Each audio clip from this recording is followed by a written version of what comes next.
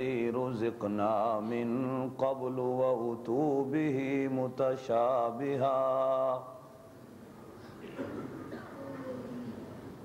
ولهم فيها أزواج مطهرة وهم فيها خالدون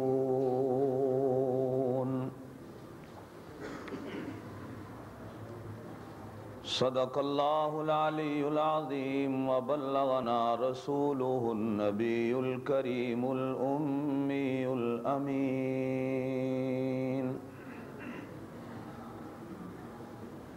ونحن على ذلك لمن الشاهدين والشاكرين والحمد لله رب العالمين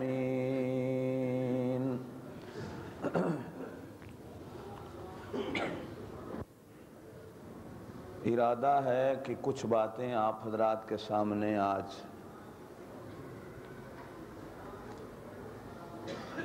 جنت کی عرض کی جائیں۔ اصل میں ارادہ ہمارا کام ہوتا ہے، پورا کرنا زور سے بولو۔ میری انتہائی نگارش یہی ہے کہ تیرے نام سے ابتدا کر رہا ہوں۔ ڈرائیور کا کام ہوتا ہے اسٹیئرنگ پہ بیٹھنا، گاڑی کو منزل تک پہنچانا کس کا کام ہوتا ہے؟ ارادہ ہے اللہ پورا کرنے کی توفیق دے۔ ابراہیم علیہ السلام کا ارادہ تھا بیٹے کو ذبح کر دوں، اللہ کا ارادہ تھا کہ بال بھی نہ کٹے۔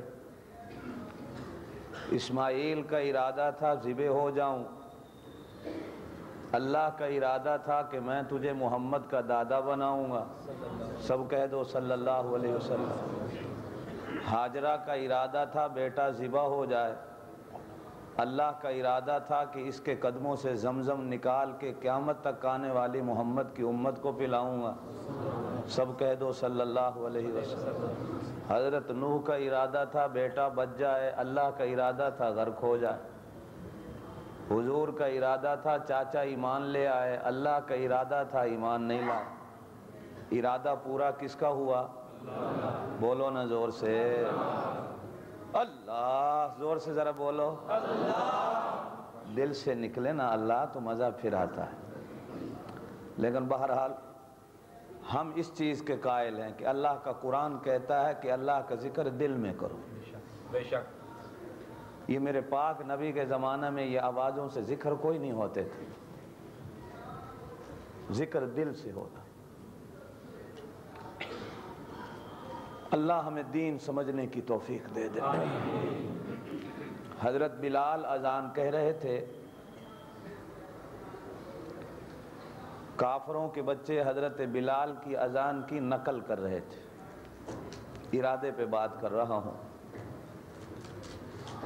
حضرت بلال اذان کہہ رہے تھے، کافروں کے بچے حضرت بلال کی اذان سن نقل کر رہے تھے۔ کس کے بچے؟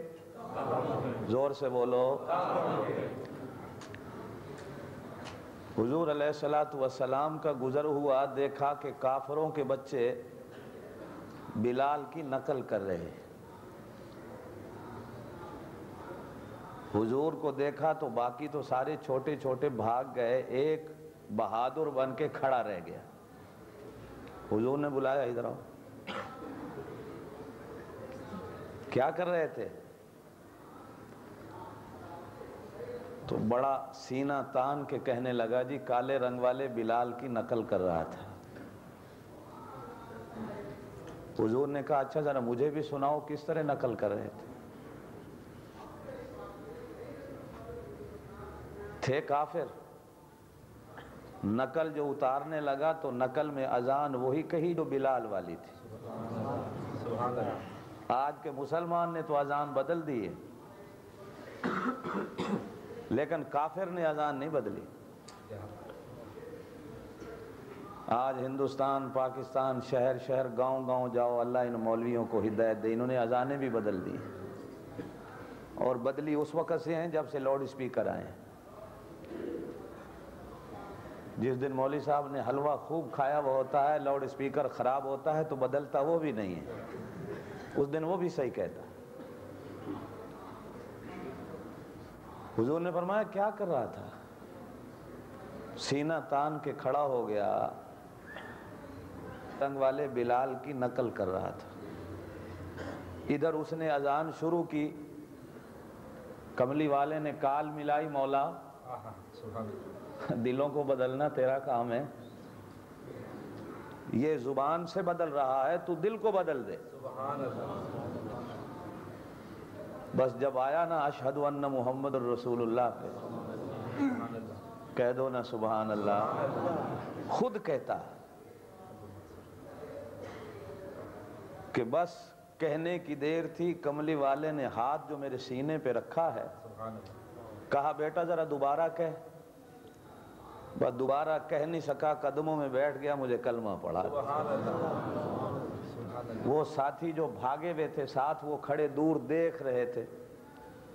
اب انہوں نے بلایا آجا چلیں، وہ کہنے لگا میرے ابا کو جا کے کہہ دو آج میں نے اپنا ابا محمد الرسول اللہ بنا لیا، سب کہہ دو صلی اللہ علیہ وسلم۔ نام تھا ابو محذورہ، نام کیا تھا؟ ابو محذورہ۔ آقا نے کہا ابو محذورہ آج کے بعد جس طرح بلال مؤذن ہے تو بھی مؤذن۔ سبحان اللہ۔ حضور نے پھر ابو محذورہ کو مؤذن بنایا، سب کہہ دو سبحان اللہ۔ حضور کے پاس بچے لائے جاتے تھے، حضور صلی اللہ علیہ وسلم کسی بچے کے منہ میں اپنا تھوک ڈال دیتے تھے۔ کسی بچے کے لیے کھجور منہ میں چبا کر اس کے منہ میں ڈال دیتے تھے، تھوڑا سا شہد چاٹ کر وہ چاٹا ہوا شہد بچے کے منہ میں ڈال دیتے تھے۔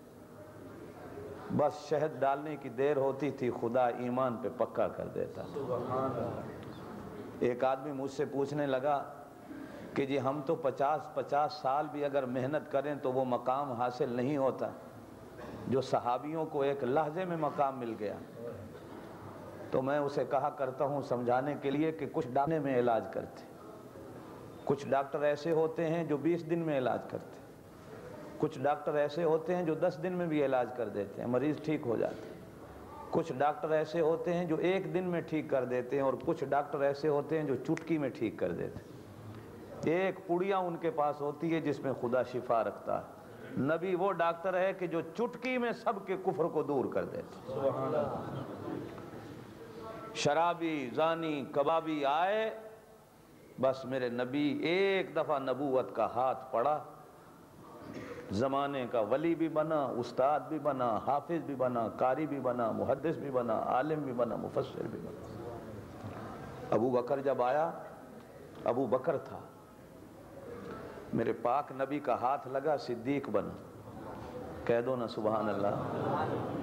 آیا تو ابو بکر تھا، میرے نبی نے ہاتھ لگایا تو کیا بنا؟ صدیق۔ آیا تو عمر ابن خطاب تھا، ہاتھ لگا تو فاروق بن گیا۔ آیا تو عثمان ابن عفان تھا، ہاتھ لگا تو ذی النورین بن گیا۔ آیا تو علی ابن ابی طالب تھا، ہاتھ لگا تو شیر خدا بن گیا۔ آیا تو کالے رنگ کا بلال تھا، پاک نبی کا ہاتھ لگا تو جوتیوں کی آواز اللہ عرش پہ بیٹھ کے سننے لگا۔ آیا تو سلمان تھا، مکے میں بک رہا تھا، میرے پاک نبی کے ہاتھ لگے تو اہل بیت میں شمار ہو گیا۔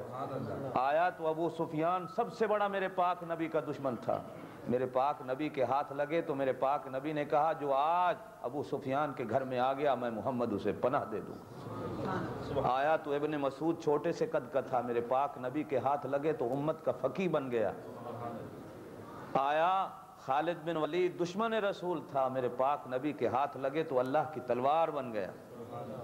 آیا یمن سے ابو ہریرہ، میرے پاک نبی کے ہاتھ لگے تو حدیث کا حافظ بن گیا۔ آیا 11 سال کا عبداللہ ابن عمر، میرے پاک نبی کے ہاتھ لگے تو امت کا مفتی بن گیا۔